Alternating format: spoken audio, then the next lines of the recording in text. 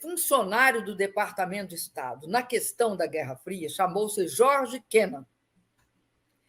É dele o conhecido telegrama, aquele que mostra por que os Estados Unidos têm de montar uma contenção e um cerco da União Soviética.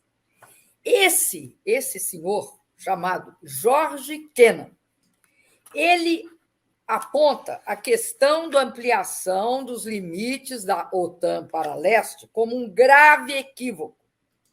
Ele diz o seguinte: a ampliação da OTAN será um erro fatal da política americana, o pior erro desde o final da Guerra Fria. Por quê?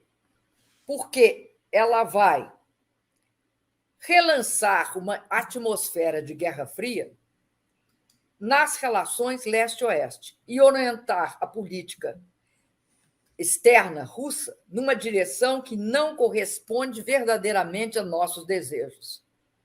Ou seja, ele assinalava essa questão que eu estou dizendo, que a ampliação da OTAN para leste ela é gravíssima. Tanto é assim, qual é a proposta russa atualmente? Qual foi a proposta russa apresentada? A proposta russa é muito clara. Primeiro, ela quer o congelamento oficial da ampliação da OTAN para leste, que é a retirada das tropas ocidentais dos países da Europa Oriental, e que é o repatriamento das armas nucleares americanas implantadas na Europa.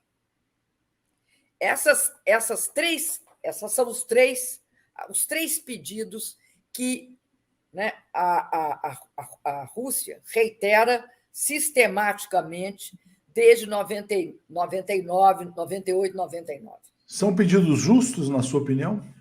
Na minha opinião, principalmente a não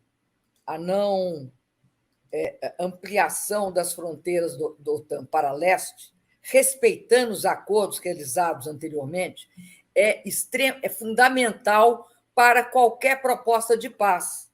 Porque, cá entre nós, não há uma situação que possa ser resolvida militarmente nesse conflito entre a Rússia e a Ucrânia. Por que eu te digo isso? Porque, primeiro, é uma temeridade, uma reação militar por parte da OTAN e dos Estados Unidos. É uma temeridade porque é aquela situação que ninguém ganha. Todos perdem. Então, a solução, tá, vai ter de ser diplomática. Vai ter de ser a busca de critérios para construir a paz. E para você construir a paz, você tem de entender profundamente o que levou a esse conflito. Porque, senão, a paz se torna simplesmente uma palavra vazia. Quem quiser a paz tem de entender o que está em jogo. Então, vamos ver a questão. Eu queria relativizar uma questão, a questão das sanções. É verdade que as sanções realizadas contra a Rússia, a Federação Russa, pós-14, eu assisti esse momento das sanções. É fato que, ao longo desse período, atingiu profundamente a economia russa, porque a economia russa cresceu só 8% nesse período. Desculpa, 8%. Desculpa, 0,8% a taxa de crescimento. Falei 8% de forma errônea, é 0,8%. Se a economia internacional, no período, cresceu 3% em média, tá? Até antes da pandemia, você veja que a Rússia sofreu bastante. Mas a Rússia, ao mesmo tempo, que teve um corte bastante significativo nas suas relações com o Ocidente, ela procurou alternativas. ela era uma grande importadora de matérias, de produtos alimentícios já elaborados, como laticínios e outros. Ela passou a fazer isso internamente numa espécie de substituição de importação, porque, de uma certa forma, as sanções funcionaram como uma espécie de protecionismo.